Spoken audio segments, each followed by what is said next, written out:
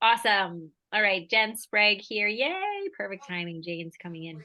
Jen Sprague here. We get to talk about why it's so hard to change, one of my favorite topics, because I used to beat myself up about things that I thought I should do better. Welcome. Perfect timing, Jane.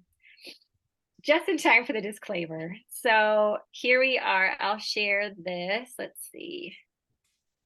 By attending this session, you're assuming all the benefits and the risks of integrating the information provided into your life.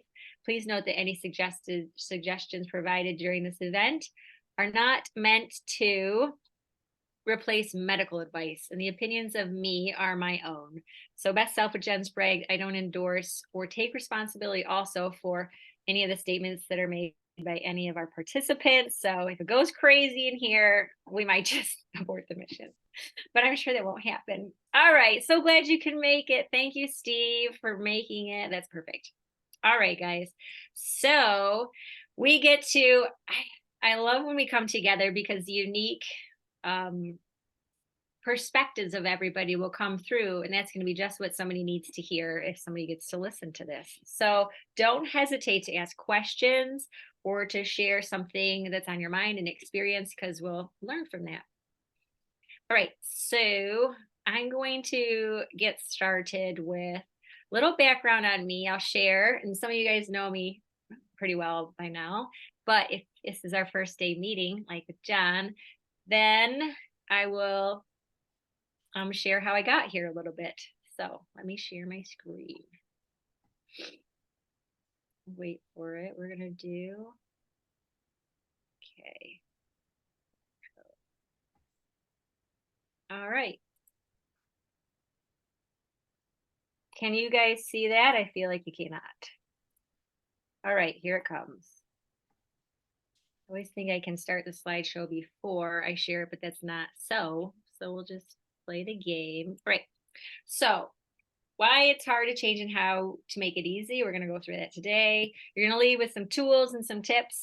But first, why does Jen Sprague, health coach, care about why it's hard to change? So I got here from my own stress fest wellness journey. I got ill in a strange way when I was in my 20s, stress from my teaching career, which I didn't understand how it was affecting my body, and the degradation of my immune system through antibiotics, because I was getting strep throat all the time, led to lots of indigestion, energy problems, brain fog, inflammation all over the place, and eventually a autoimmune situation that's, I kind of think of that as like the climax of my dis-ease, when my body broke out in some hives as a reaction to a chemical. And I had to take steroids to come out of it, but it was my first experience of like, whoa, my body's out of control. And I went to all these doctors. There was heartburn medication prescribed, which I was like, I'm way too young for that. I think my grandpa's on heartburn medication and I'm not ready to succumb. So I kept trying and kept going to practitioners, and I couldn't find the reason, because I was technically healthy. I was very active. I ate really healthy. I got great sleep. I didn't understand how stress was affecting my wellness. So that was my experience. And finally, I understood after maybe the third or fourth practitioner was like, stress, anxiety. And I'm like, no, I'm like the happy teacher. I'm fine. And I just didn't get it until one day it hit me like a piano on the head when I felt like, oh, if this is anxiety, the state I feel right now, well, then yes, I have this all day long. And then I tried to change it, you guys. I tried to change it on my own with not very many tools, or at least not effective tools. So then I got so frustrated with myself, and this went on for a couple more years until I eventually succumbed and decided to stop teaching because I was so miserable and was getting depressed. So then I found health coaching within like 2 weeks of that decision, and the rest is history. So now that's how I got to this place. And I just am super passionate about helping people take back control of their health, their wellness, their energy, their vitality, and their joy in life. Because that's the other thing that got sucked out, was with all the stress, teaching just was not fun anymore. And so there you have it. Okay, so this is how I operate. We got to learn about values. Steve was with me, and it's really important to me to think about how I operate. So if this aligns with you, faith, kindness, connection, excellence, passion, growth, and joy. Joy is almost the most important one to me because I believe that's why we're here. And if we can't find joy in what we're doing, it's really going to eventually lead to poor health. Okay, so that's how we operate. Now, down to business. So being a science teacher that I was, I'm curious for you guys. I just did a bunch of talking. We talked about dopamine while we were waiting, which is awesome. That's released when we're happy, but it also turns on the learning centers in the brain. Can you think of a time today where I'm going to stop sharing, where you were able to feel that sense of relief, the happiness, the joy, where you probably had some dopamine released? Where did that happen for you today? You can say it or you can put it in the chat and I will pick it up. But I would love to hear your voices too. I got a release of dopamine when Amazon sent me an email that said, your author proof copy is on its way. Oh gosh, that's so and then I took a picture of it because it said contributor Jen Sprague. So that made me happy.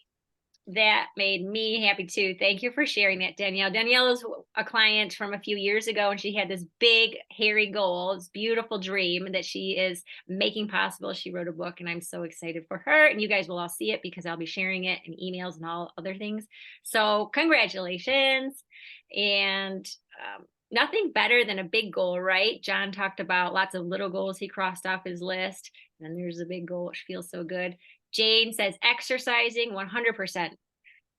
Easy way. Thank you, Jane. When you exercise, dopamine is absolutely released. And that's something we can do in the crappiest of moods, right? I don't have to like see anybody. I don't have to interact. I can just do it.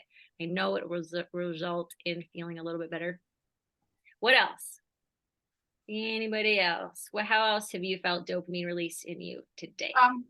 Driving home after being inside a building all day, driving home and the sun was shining and the colors all around are really bright.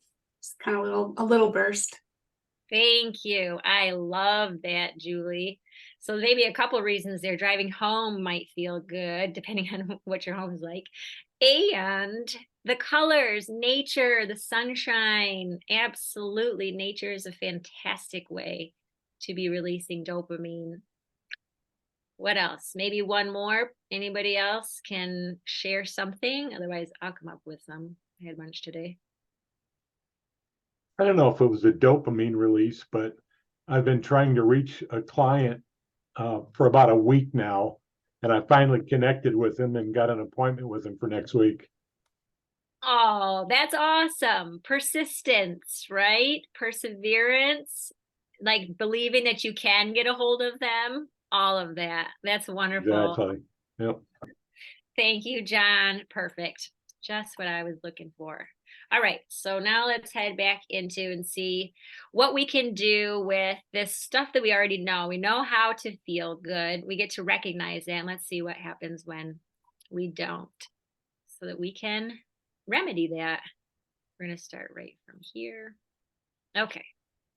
So I love this image too, because the brain connecting with the heart, that is something that I find at the center of a lot of the work that I do. So when I'm moving too much into my head space and I'm not making room for maybe what somebody might call intuition, or just the feeling in my body, if I've got like a sick stomach or something like that, and I still force myself to go through with something, doesn't always end correctly, even though my brain thinks it's a good idea. So we love this image.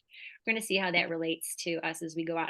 So something that we have been familiar with, a titch of review, just to set the stage for where we're headed. The autonomic nervous system, we've got fight or flight, and we've got rest and digest. So that fight or flight stage, that's the sympathetic nervous system. And that's the one releasing some hormones that are not so great.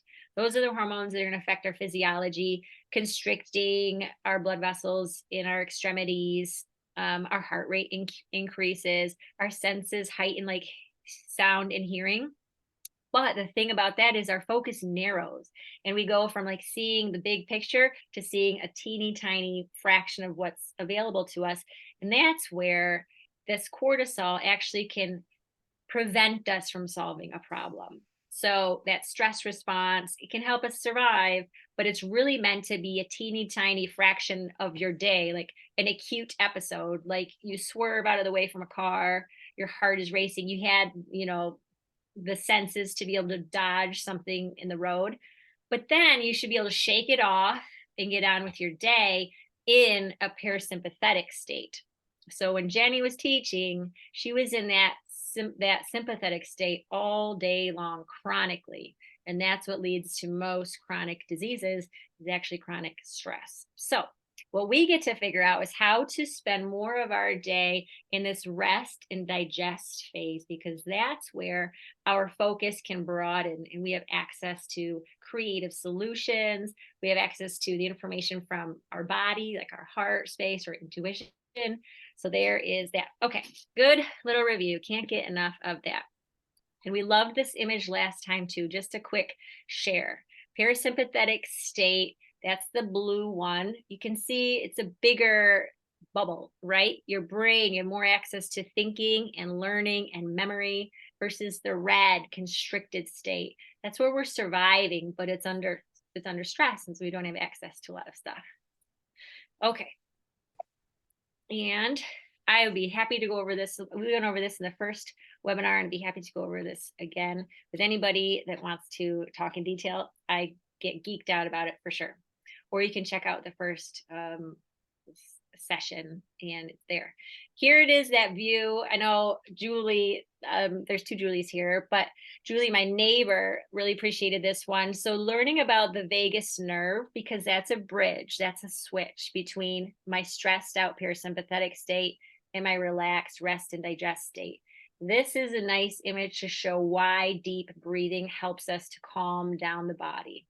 And just to review, the science shows it just takes 2 minutes of deep breathing so that this diaphragm pushes down into these organs, and this long vagus nerve, which wanders through all of these organs, when you breathe slow and deep, it signals to your body that you're relaxed. So the cortisol stops, the adrenaline stops, and you have access to all of those creative ideas, and your body relaxes. And rest and digest, when we're in the parasympathetic state, this is my favorite thing that I love to teach, especially if somebody is working on their health.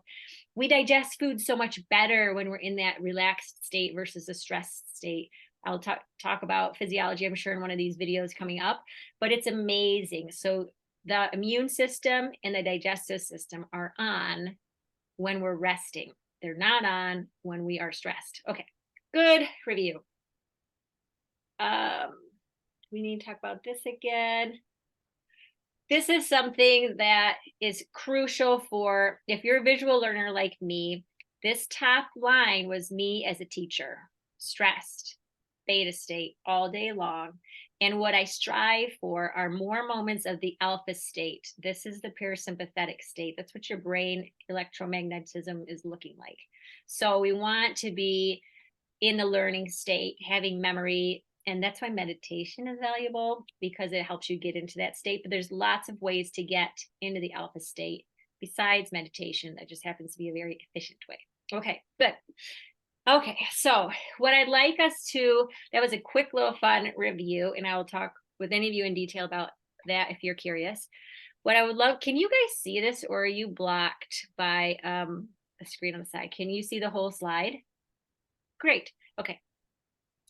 So when we're thinking about the mind and how our body becomes stressed, or how it is in a state of relaxation, it oftentimes is like if I'm stressed, I'm probably in my outer mind versus my inner mind. When I'm relaxed and I have access to creativity, I'm probably seeing from my inner mind. So just the delineation between outer mind and inner mind, this is a nice way to think about it. Outer is when I process information that's outside of me, and I'm using my rational, analytical thinking brain. But it's also the judgmental part. And ego is not terrible. Ego is part of my personality. But if I'm living only from that, that's like my identity versus all those identities. So that's me separate from the outside world, and that's me judging and being judgmental, basically, versus this inner mind, this is where there's an awareness. So I'm aware that I'm thinking. If I'm just lost down a rabbit hole and I'm stressed out, worried about something, then I'm probably not aware that I'm worried about it. But as soon as I'm like, oh my gosh, I'm worrying about stuff, and I'm aware that I'm worrying, then I have an opportunity to step out of that stress fest. And I got this actually from a spiritual discussion, basically. And so the spiritual shamanism is the book that I got this from, but it reminded me of how it relates to the work that I do. So inner brain, inner mind, that's when I'm focused on watching my thoughts versus being my thoughts. So when I can watch my thoughts, I can actually see, is that thought true? Is that thought stressing me out? How do I feel when I believe that thought? That's where we have the power. So it's easy to get caught up in the analytical mind, the day-to-day stuff. But as soon as I'm aware that I'm thinking, now I have choice and I can choose, is that thought serving me or not? So that's something that is going to be valuable when we think about moving forward. Okay. All right, here we go. This stuff. Why don't people change?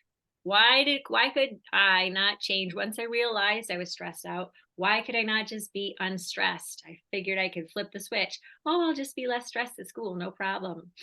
Nope, that sadly was not the case. So often, and like myself, like I knew what to do, but I didn't do it. I knew that I could like not be stressed, right? And like the last seminar we did, it was about slowing down. I knew I had to slow down, but I wasn't capable. I did not have the skills. So now we're going to learn about your brain so we can figure out why we are not changing.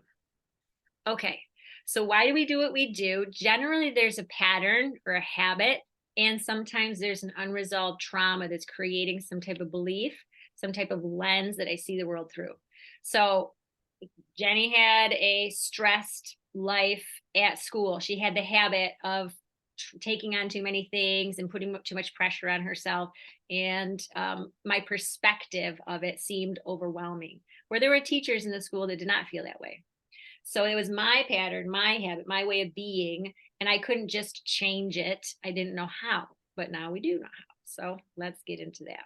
But first, I'm curious if you guys could come up with or share what is a pattern that maybe you recognize you've had that you would like to change, or that you've tried to change. And it could be something like, another one for me is sugar seems to be one that I can easily go back into my old ways if I'm not being conscious. Is there any habits that you can think of that are on the tip of your mind that you would change if you could flip the switch on it, you would?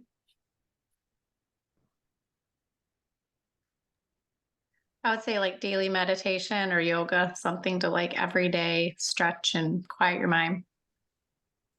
Awesome.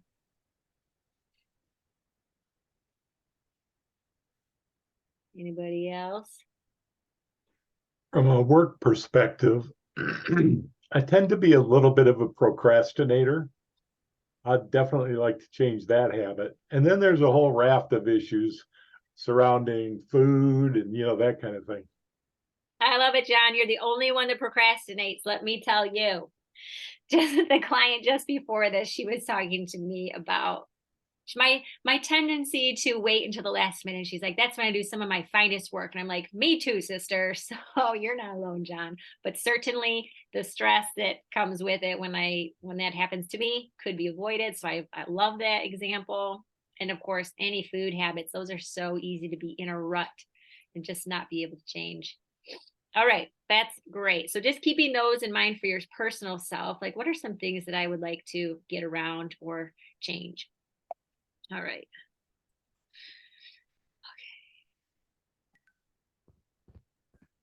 Okay. And I think I can, there we go.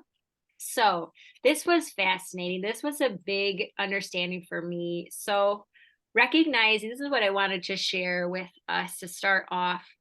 We have a brain that is highly developed, and as far as we know, it's more complex than other organisms on the planet. But we have similarities to other animals. We have this central part, which we sometimes refer to as a more primitive brain. So the brainstem and the cerebellum here, this is the reptilian brain, and that is instinctual. That's the one that does the automatic things like regulating your temperature, your breathing, your digestion, but also it's the center of safety. So it's that orange part of your brain is constantly evaluating, are we safe or are we not safe? Can you think of something, some reason why that might get in the way of your change? If that part is always evaluating, is this safe or not safe? Could that get in the way of you changing?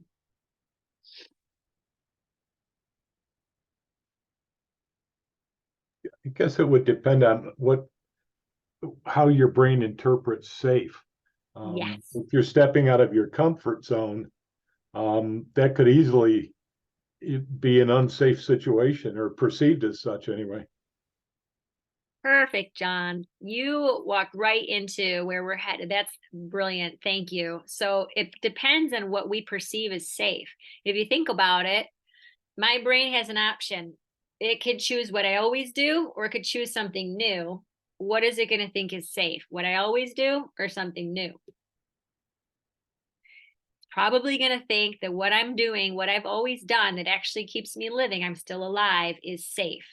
And so that's one of the main reasons that when we don't have a logical reason why we can't change, like I want to do it, I'm motivated to do it, I have a big goal, but I just can't seem to do it. Often this could be part of the reason is that it's because we're trying to do something new. The brain thinks it's not safe. The reptile brain, it thinks it's not safe. So that was a huge now I can be more kind to myself, right? And so if I can work with this part of my brain, then change becomes easier. So that's going to be one of the factors that we're going to look at when we want to make change easier. And the middle brain, sometimes called the mammal brain, that's the emotional brain. And this is also where we deal with learning and fear. So the amygdala is an important structure for fear and anxiety. And when that's overactive, then I am in that fight or flight state a lot. But that also kind of decreases the activity in my hippocampus, which is responsible for learning. So if I'm relaxed, the hippocampus is more active and I can learn more and be open to more creative ideas. Versus if I'm stressed, if I feel unsafe, even if logically I'm safe, if my brainstem thinks I'm unsafe, it might cause my amygdala to be worried, to be active. And then I'm learning less and I'm hyper focused. And so that's how that brain fits in. And then the turquoise part, the new brain, what we call the human part, that's the rational brain. That's the one that usually is on board. Like, yeah, I want to eat healthier. I want to exercise every day. I want to start my yoga. I want to start my meditation practice. But having that sucker aligned doesn't mean that I'm going to be able to do it. So we get to get all three brains aligned in order for us to change more easily. Any questions about this? What comes up for you? I'm curious.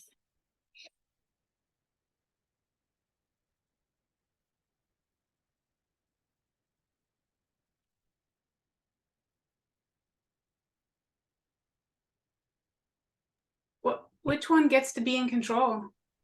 Awesome.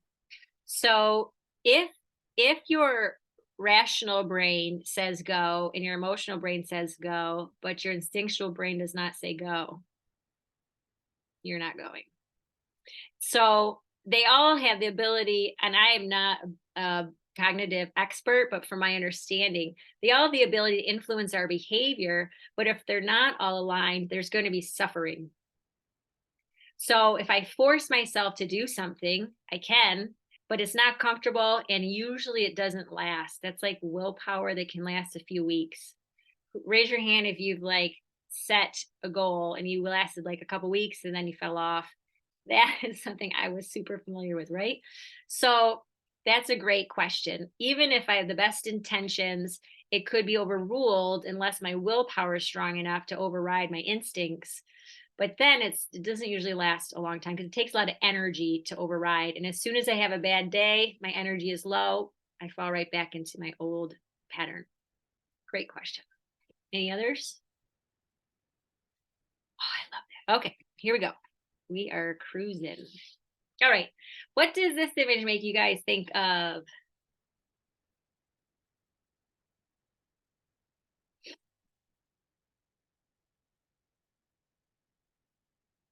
It's cute, right? Anybody experience this? Oh man. So anybody know what this is called? What this is kind of what predicament this is an example of? Don't be shy. There's no wrong answers. Just not the one I'm looking for.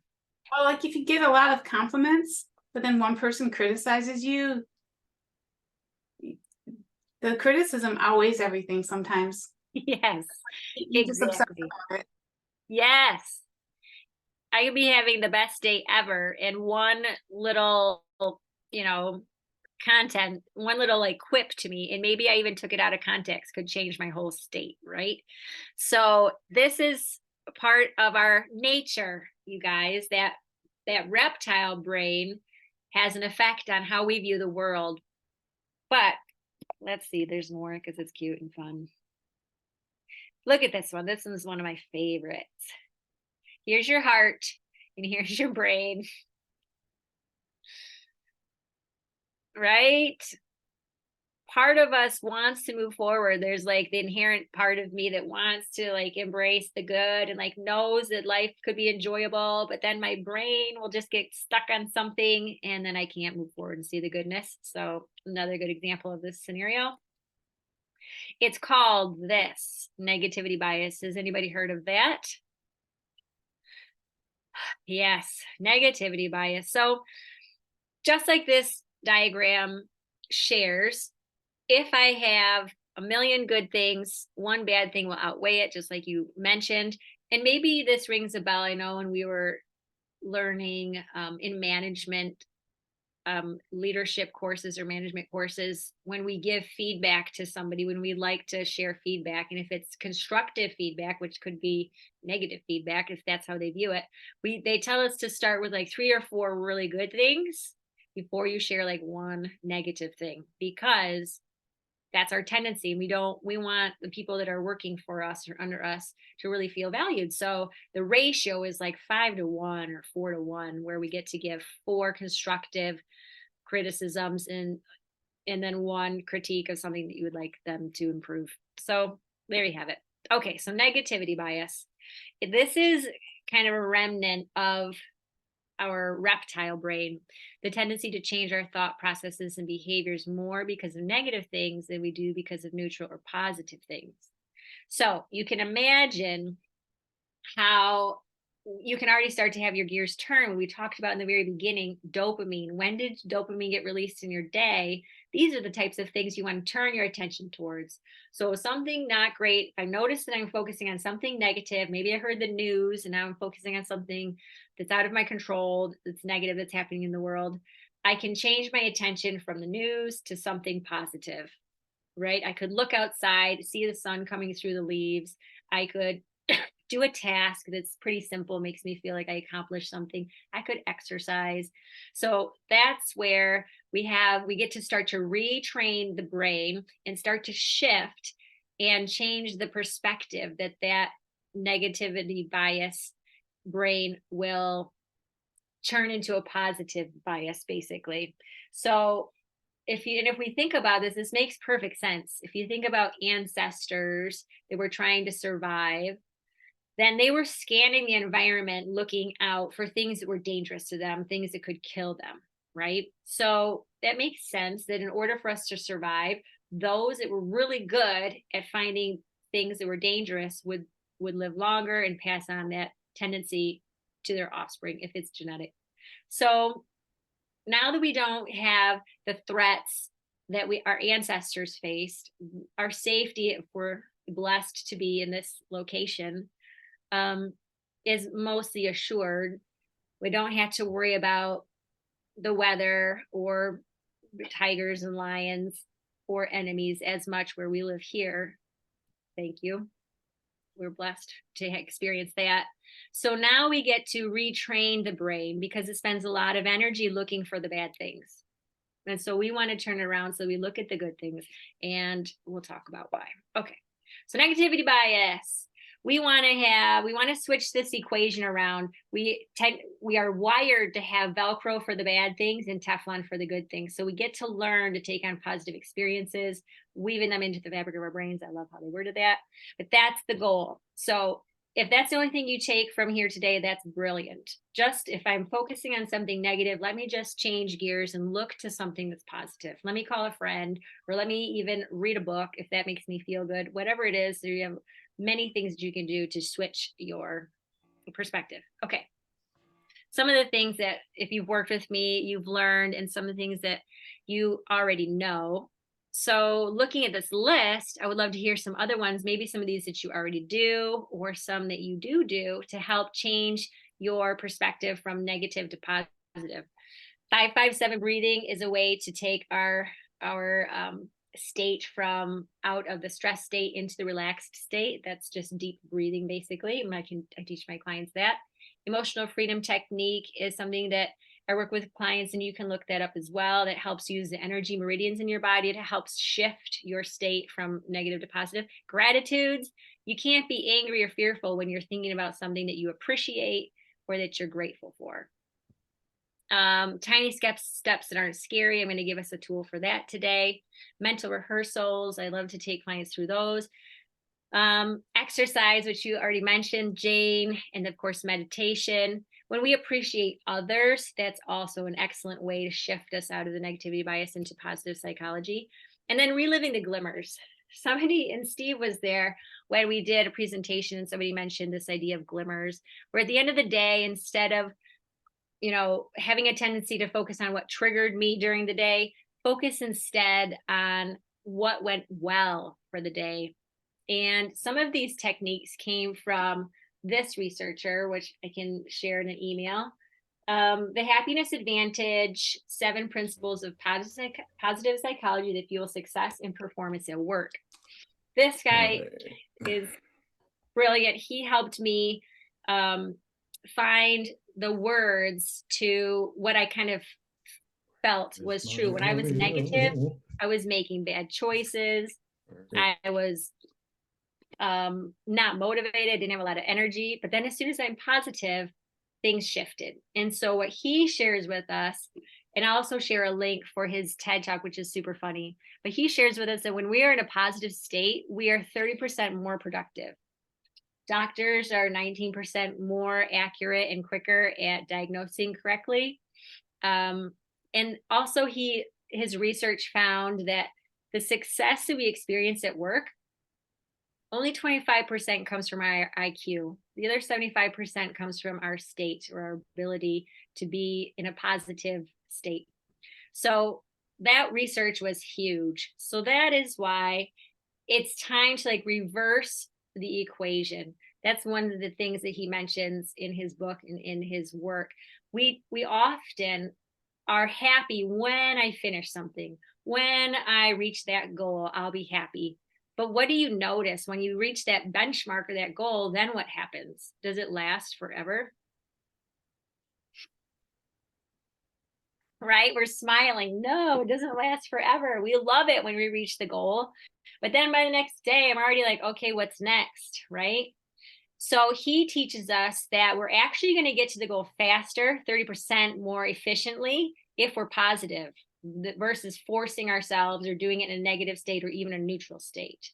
So if we can find ways doing these things to help retrain our brain out of that negativity bias, then we can be happy first. We can be happy now, regardless of the situation. That's that inner mind, right? Versus the outer mind. I'm not judging and seeing my conditions, and that's making me feel bad. Inside, I can find the dopamine. I can find that relaxed state, the alpha state. Then from that state, I will get to my goal so much quicker, so much more joyfully, and so much more efficiently. So that's the crux of how we change. That's going to be when we think about why haven't I been able to change. These are some simple things that you get to do to start to train your brain. However, and Steve was mentioning this earlier today, you get to be persistent. This isn't just, oh, now I know that exercise is going to help me be more positive, and then I'll get to my goal quicker. You got to actually exercise. You got to actually meditate. You got to do the tiny steps, like break your steps down into small, simple steps that you can do quickly that feel good. So you feel like you've got some momentum. So this is what we get to help each other with, right? This is a community that when I'm not in a great mood, I can turn to somebody and they can like help me through this. They'd be like, what are you excited about today? Or what are you celebrating today? But they might ask me what I'm grateful for. I have my roommate, we used to ask each other, what are your 10 gratitudes today? Right? We did this stuff together and she started meditating. Now she like meditates too. So at any rate, this isn't something that's a switch flipper. We don't just flip a switch and now they know positive psychology is the answer. You still get to retrain your brain, which takes time. And that's where we get to be gentle with ourselves, but persistent. Okay, questions. And I'm curious, I'm going to unshare, and I would love to hear from you some of the things that you guys find yourself doing naturally, because you do these things naturally, even if you don't know it. And I love, so as you think about ways that you are bringing yourself into a positive state or what makes you happy, I'll read some of the things we've got in the chat. A better morning routine, negativity bias. And then Danielle says, energy flows where the mind goes. Love that. Future casting. That's brilliant. That's like mentally rehearsing what you would love to have happen. What are some ways that you guys already do? And we got exercise out there to help switch your brain from a negativity bias to something happy or joyful or just positive. One of the things I like to do, especially if I'm at work, and we have a small office, there's not a lot of people in there, but I love to get up and just go socialize for 5 minutes, talk with somebody, and it just helps. Does anybody else experience what John just said? 100%, right? And I think they call that the water cooler effect. I could be wrong, but that was one of the casualties of Zoom, right? Of like working from home. We don't have that ability as much. It's not, maybe some of us do, but for some of us, if I live by myself, or if your partner's away at their job, and now you're working from home, and we're isolated, we don't have the ability to just go take a break, talk to somebody, because connection, 100%, John. Connection is like the key to heal from trauma. And it is the #1 longevity factor. So they look at people that live a long time. The #1 factor is how their network is, how, if they have a strong like support network. So friends and family, right? How close are they? So perfect example. And like these little things, like appreciating somebody that's near you, being grateful for your loved ones, that's great too. Writing affirmations, I love that. Reframing, Jane, you're hired. Yes. Awesome. Steve, do you have a question? Do you want to share? I would love it. Yeah, I was gonna say reframing too. Can you hear me okay? Yes. Okay, Yep. good. Yeah, because I was gonna say reframing too, because I believe that water cooler effect, it takes your focus off of what you're thinking and it puts it on the mind of other people. So just that in general, where your focus goes, your mind goes. So Oh, I love that. You guys are so aligned. I'm not surprised. We attract each other, you guys. So that's exactly it. That's where we're headed. That's where we're going to finish this with. And I'm going to share this. Thank you guys for that, because I want everybody to hear what you had said. That was great. Okay, so those are some simple solutions. You've got it. Connection with each other is fantastic. So one of the things over here, it talks about tiny steps that aren't scary. I'm going to share this tool with you in an email, but this is something that helped me break things down into something that wasn't scary. And this was a tool I adapted from Darren Hardy, and he helps people be efficient. This was a great way for me to see and track my progress so that I can be persistent and be consistent, because it's not enough just to know that being more positive helps me be more efficient. I actually had to practice the positivity, because we got to unwire the neural networks, the neural connections. And to be honest with you, I hear that those never really become disconnected. So my old ways of being are always going to be with me, but I can create new ways of being and make those pathways stronger. So those become my new default mode. But just let's be real. There could come a time when I'm like in such a low state that I retract back to like going to chocolate for my stress relief, right? Those days are not that far behind me. So you got to be consistent and I got to be persistent. So this is a great, easy way.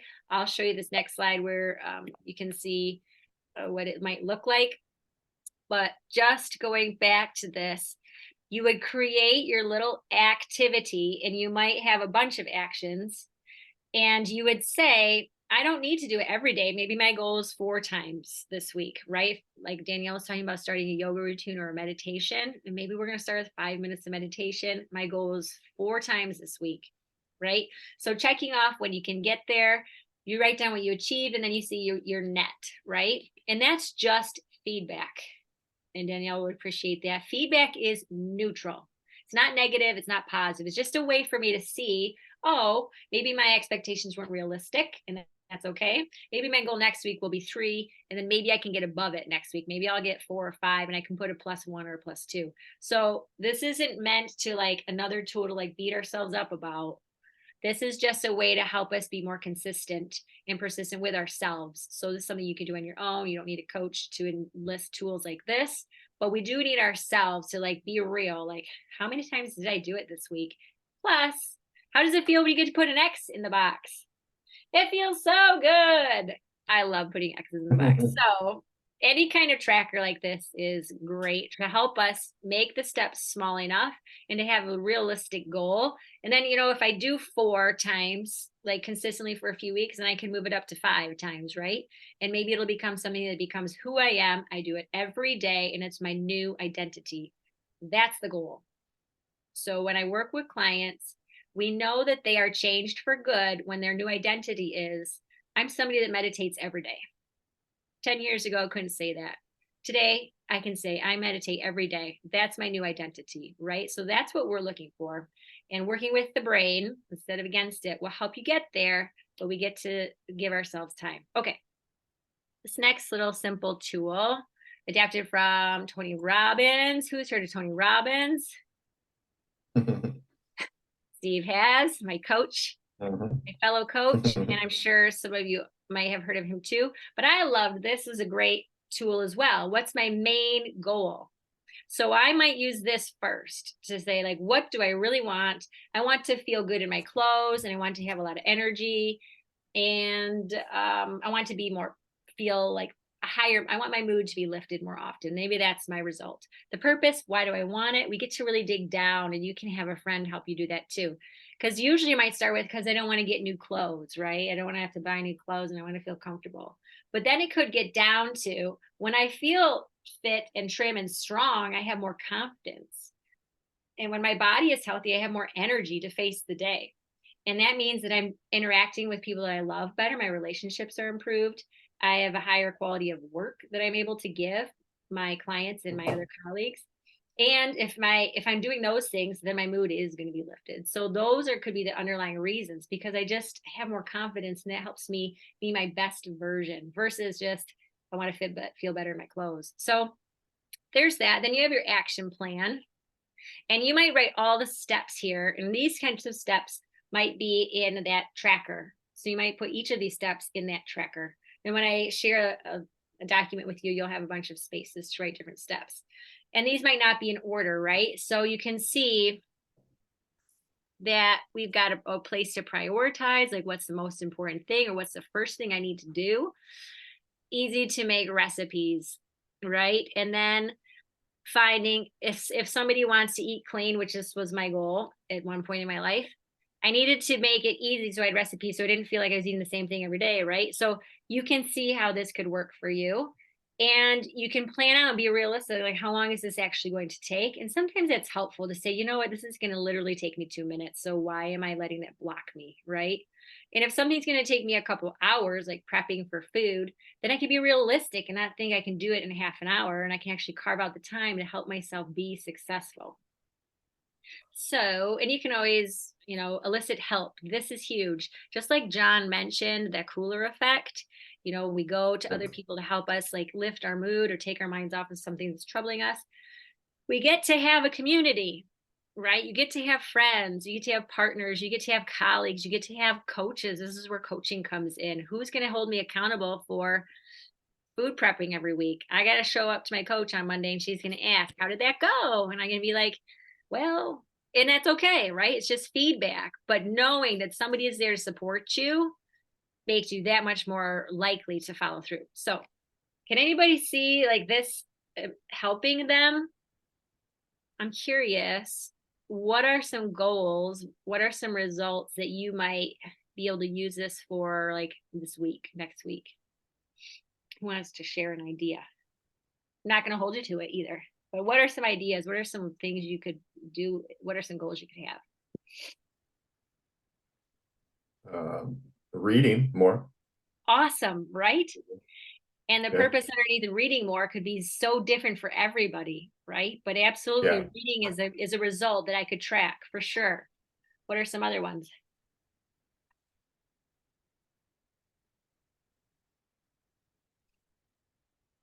If you're writing in the chat, I'm not sure I can see it. I could probably copy all of those. Yes, you could. Maybe I can screenshot this for you, John. What else, guys? Exercise or meditation, Awesome. movement. Movement, love it. Maybe one more idea. Make one around like tracking your money. Absolutely. Budget, right? 100%. You could, that would be phenomenal. You could have your goal at the top and then you could write down like the things and you could write down a limit. Like maybe instead of priority, you have like a limit and then you can check off like, hey, or, and then it's also feedback too, of like, it was unavoidable that you went past your budget on this area. Then you get to look at where else in my budget do I get to, spend less. So love that budget. That's the first time I've heard that one. Brilliant. Okay. So if I try to do those things, right, on my own, I elicit support and I still am having blocks coming up. This is why we learn about your psychology. It's probably because in some way, this new behavior threatens some part of my brain about my sense of love, safety, or belonging. We talked about safety. That's the reptile brain. The midbrain, that mammal brain, really cares about belonging and love as well. So that part is, when we think about ancestors and like what was the punishment for somebody that messed up in the clan, what usually was the punishment if you think back to movies or books? I mean, maybe they kill you, but what's another punishment if they didn't? You're just they cast, you're out of the circle, you're out of the tribe. Right?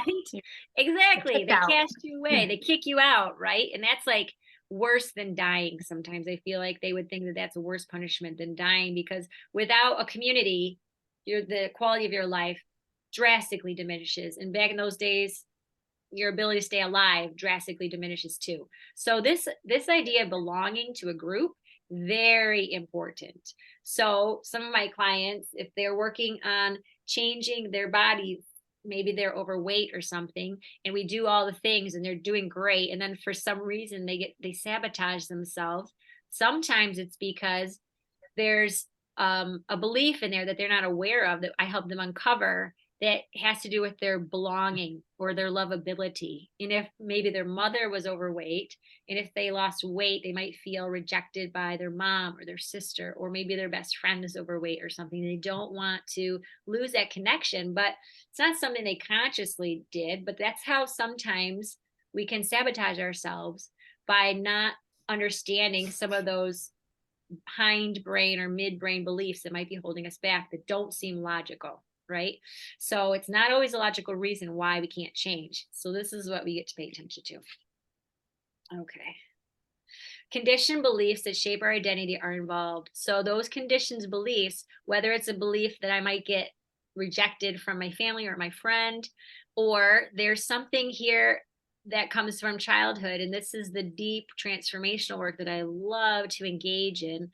If when I was young, and I can have a story to share, if when I was young, I equated love with some type of behavior. Like if I was quiet and I didn't make a ruckus, and that's how I got loved, then as an adult, that belief may not serve me in the job, right? If I'm quiet and I don't speak my mind, it may not help me be successful in my job, but I don't know why I'm not doing it. I just notice I'm not being successful, right? So conditioned beliefs, little associations that we make when we're young before we understand things, they're embedded in our subconscious. So those are some things that I help people uncover too. So that could be a reason why that you're blocked as well.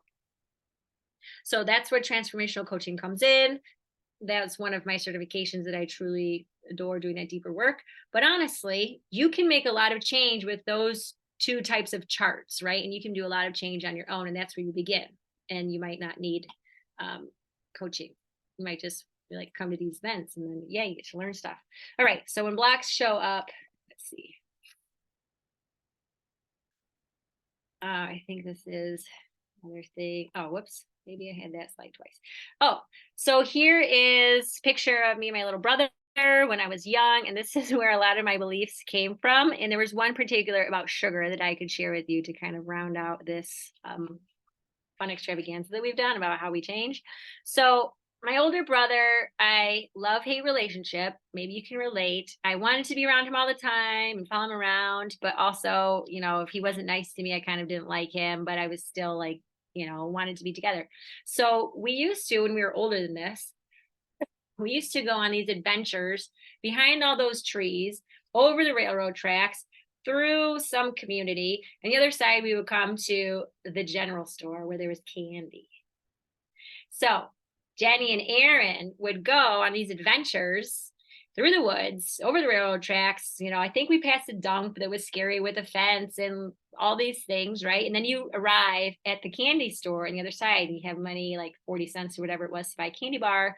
And that was like the epitome of goodness to me. Like I was with my brother, we were having an adventure, which I valued as a kid, and there was sugar at the end. So fast forward to when Jenny's a teacher, and she's got a drawer full of candy that she calls the birthday candy, because she would share it with the kids when it's their birthday. But really, what was that drawer? That drawer was like the pleasure. It was the security, the safety. It was my stress relief. So 5th hour, almost like clockwork, I'd be dipping into that drawer and get through the rest of the day. So I traced that back through this kind of work, right? And when I traced it back, it was a part of all stages of my life. Funnest times when I was a kid, mom making cookies, having some freedom at lunch at high school, buying myself the crappy, you know, chocolate muffin every day. Like it followed me through. And it's still like when I go to celebrate with my friends, like that's where like I might get the dessert, or that's where there's a birthday cake, right? It still is attached. So if you think about certain behaviors that you have in your life, we get to have a lot of grace and compassion for ourselves, because we don't always understand, or we might not be aware of where it began. We can have a lot of compassion for this little girl who really wanted to belong to her brother and feel good around him and not feel like bullied or whatever. So that was it. And that meant so much to this little girl. So now I don't need to beat myself up when I turn to, I've luckily like graduated to dark chocolate. And it's somewhat healthy sometimes, depending on how much, but that's where I want to like leave us, that change gets to be easier because we can understand ourselves better and have more compassion. And we can use little tips and tricks to retrain our brain out of the negativity bias into positive psychology. So that's what I wanted to share mostly. And I would love to hear what your favorite takeaways are when you have a moment to think about it. So take your time. I'm curious.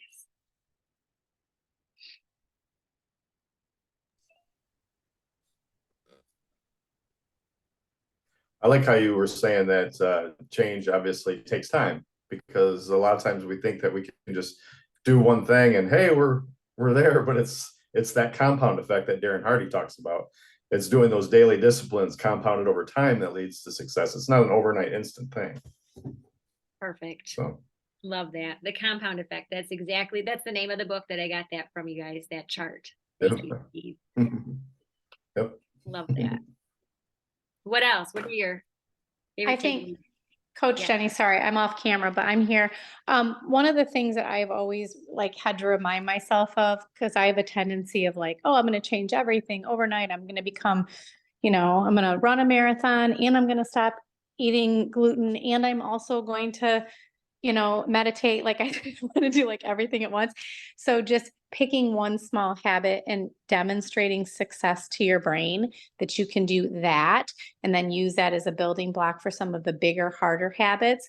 I think a lot of times why we fail is we're just trying to do it all in one big broad stroke and change everything at once. And of course we're going to fail because that's hard. So just picking a teeny tiny thing and then letting that be proof to yourself, like proof to your brain that you can, make change. So Love that. Coach Jenny taught me that, I think. Oh, thank you, Danielle. That was brilliant. Another word I would use for what you described, Danielle, is building some momentum, right? Like we prove to ourselves, create some evidence that you're able to change, because that's one of the big mistakes we make. We think we can't change. And how does that feel? That feels the worst when there's no hope. You think you can't change. But when you do something tiny and you can commit to it, you find something you can commit to for like 7 days and you will feel so much better. And you build momentum. Well, if I can do this, I can do that. And then you build more momentum and then you can start stacking things and you build that rapport with yourself. And I love that, Danielle. Thank you. What else? Favorite takeaway? I love that. I feel like sometimes people overcommit to a habit or whatever, and they say, okay, I'm going to do 100 sit-ups today, and then they think they're going to do that every day, but obviously they're dead by tomorrow. And so I like the analogy of making mini habits, something that you will do 100% of the time. So for instance, if I had a goal of 100 sit-ups in one day, and I know I'm not going to do that right away, it might be a good goal to do 10 or 5, whatever it is that you will do 100% of the time. Keep knocking it down until you get it. Even if you're almost getting ready to go to bed. Oh, I haven't did my one push-up or whatever it is, flip over and do that one push-up. But you got to do it 100% of the time. That's the trick. You know how they say it takes 21 days or 30 days to create a habit. And I actually heard a European study, you probably heard me say this before, that it actually takes anywhere from 18 to 254 days to create a habit, with 66 being the average. So you might as well triple that 30, knowing, and if you know that, okay, what are you going to do 100% of the time? Because as soon as you start missing days, you just throw yourself off. And it's literally like starting over again. Perfect. Thank you, Steve. I so appreciate that. Another plug for that persistence, right? The consistency. Perfect. Tiny bites that we can chew 100%. And then you build the trust with yourself too, right? I realized through my own coaching that I did not trust myself. I knew that if I was going to make an appointment with myself to do something, but if somebody needed something, I was going to ditch my appointment with myself and go do something else, right? I didn't trust myself to follow through for myself. So that's another thing that gets built when you are following through, even if it's just one push-up a day. Love it. I would love to hear from everybody if you can. Favorite takeaway? No pressure. I think my favorite takeaway was just actually, I have a hard time breaking down a goal into all the mini steps. So it was really helpful to see the visual. Awesome. I get to email that to you guys.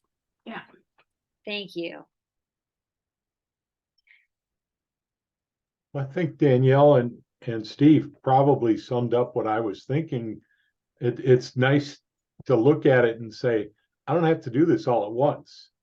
I just have to find something small that I can commit 100% to and stick with that and then build on it. Love it. Thank you, John.